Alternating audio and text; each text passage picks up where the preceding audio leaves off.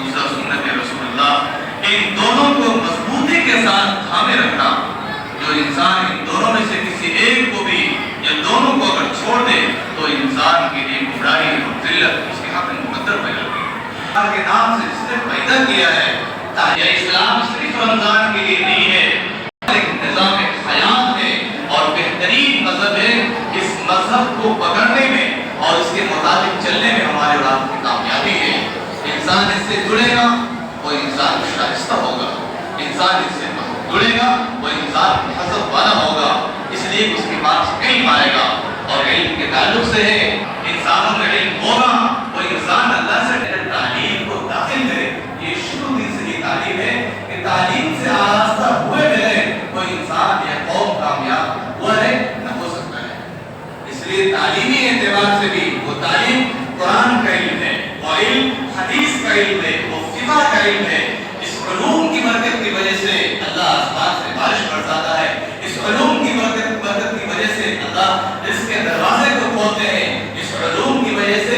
دنیا میں نظام اور سسٹم قائم ہے، اس علوم کی وجہ سے دنیا کے اندر راحت اطمینان اور چین ہے، اس علوم کی وجہ سے انسان اپنی ذمہ داری کو نبھانے کے لیے وہ تیار ہے، اس علوم کی وجہ سے انسان حق اور باطل کے درمیان فرق کرتا ہے، اس علم کی وجہ سے انسان ماں باپ کی خدمت کرتا ہے، اس علم کی وجہ سے اور قرآن کی وجہ سے اور اس کو حاصل کرنے کی وجہ سے انسان ایک دوسرے سے ممتاز ہوتا ہے، ورنہ تو حیثیت انسان کے ہم اور آپ سب برابر ہے۔ لیکن اگر درجات ہے، تفاوت ہے، فوقیت ہے، اونچ اور نیچ ہے، وہ علم اور عمل کی وجہ سے ہے۔ اس لیے ہم قرآن سے یہ پیغام ہے آج کے لیے، آج کے اس مبارک مجلس سے یہ پیغام ہے ہم سبوں کے لیے کہ ہم خود بھی اور اپنے گھروں کے اندر بھی ہم قرآن کریم کے رشتے کو اپنے آپ کو اور اس رشتے کو ہم مضبوط کریں۔ دوسری چیز یہ کہ میں نے جیسے کہا کیا کہ اسلام صرف رمضان کے لیے نہیں کہ رمضان آ گیا اور ہم مسجد آ گئے، رمضان ختم پھر شیاطین کے مقابلے میں آ گئے۔ اس کا مطلب یہ ہوا کہ ہم موسم کے اعتبار سے اور مہینے کے اعتبار سے ہم مومن ہوئے ہیں، جبکہ قرآن کہتا ہے قد افلح المؤمنون الذین هم فی صلاتهم خاشعون، تحقیق کے ایمان والے کامیاب ہو گئے جو اپنی نمازوں میں خشوع اور خضوع پیدا کرتے ہیں، تمام دن کے لیے ہے، یہ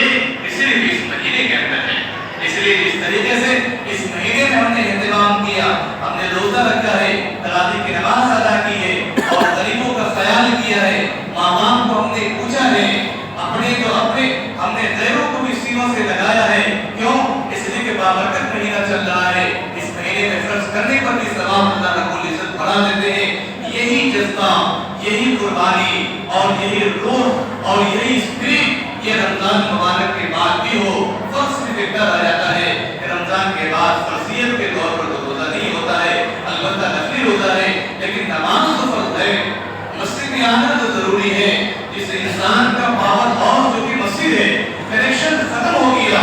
اندازہ لگائے کہ ایمان کا کیا حال ہوگا۔ جس اعتبار کا اور جس سطح کے اعتبار سے انسان کے دلوں میں ایمان ہوگا وہ اسی کے مطابق وہ اعمال میں کھڑے ہوں گے۔ اس لیے صحابہ کرام رضوان اللہ علیہم اجمعین کے لیے قربانیاں دینا اسی وجہ سے آسان تھا کہ ایمان ان کا مضبوط تھا، وہ اپنے رشتے کو